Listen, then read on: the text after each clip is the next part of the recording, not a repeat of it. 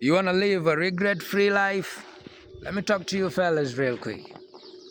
This is the kind of mindset shift you need.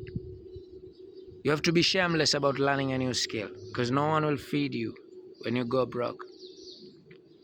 Namaanisha kwamba usione aibu wala usione haya kujifunza ujuzi wote ule wa halali utakao kusaidia wewe kujiingizia kipato kwenye maisha. Iwe ni kuokota takataka, iwe ni kushona kiatu chako, iwe ni kurekebisha mraruko wa nguo ya mwenzako, iwe ni kuziba mashimo ya tank, mabeseni, kutengeza juice, kuziba mitoboko ya masufuria. Usione haya, maana zile baraka zinazopatikana kwenye huo ujuzi unaojifunza ni zako wewe na familia yako, zitakufaidisha wewe na familia yako, wala si hazitafaidisha hao.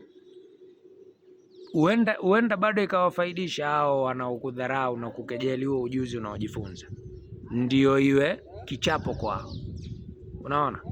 Lakini kumbuka mazee, wanadamu walipatiwa midomo na wana haki ya kuongea, wako na haki ya kusema, na ndani ya roho na moyo na akili yako wewe mwenyewe ndio uko na hamu na taki ya kutenda milele. Kelele za chura hazijamzuia ng'ombe kunywa maji, na siku zote kama upati changamoto basi unachokifanya hakina ukubwa wowote, wajizengua. Kwa hivyo lazima changamoto ziwepo na wewe mwenyewe ndio ujue kudeal nazo.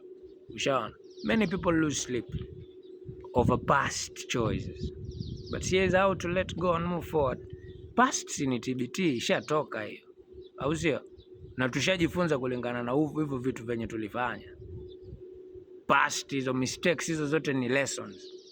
Today sasa leo hii sasa kama hatujajifunza na hiyo basi sijui tutataka tujifunze lini, kwa sababu tunafaa tutumie makosa tujifunze kutoka kwa jana ili tuishi kesho bora. Yale makosa niliyofanya juzi, si ndio? Nilijifunza nini kutoka kwa zile nyufa nilizozidharau mpaka nikajenga kuta kwazo. Nafaa nijifunze kutokana na hizo. Ushanielewa? Watch me rewrite hii story, transforming regrets into motivational with simple steps. Kubali kwanza kuwa yaliyopita si ndwele, ni muda sasa tugange yajayo. Na kama tulizidharau zile nyufa mpaka tukaingia hasara ya kujenga kuta, basi ishakuwa alhamdulillah. Tukubali kujifunza na makosa yetu na tusikubali kuwa wakosa ndo kurudia makosa. Si unajua siku zote anayerudia makosa ni mkosa, basi tusikubali kuwa hao wakosa.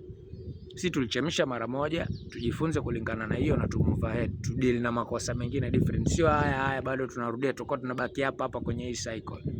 Accept mistakes as lessons, not failures, and always it's your mindset that shapes your future. Kwa hivyo mind your mind. Komboa hii fikra tena sana. Being broke is part of the game, but staying broke is your choice, mtu wangu. Unataka hiyo choice? No regrets, only lesson learned. And with fine several lines, you live boldly, you love freely, and you grow endlessly. Sasa nataka kwenye comments hapo down uniambie ni favorite regret breaking quotes gani zile ambazo zimekubamba. Comment below and follow for more. Salute, fine several lines for you.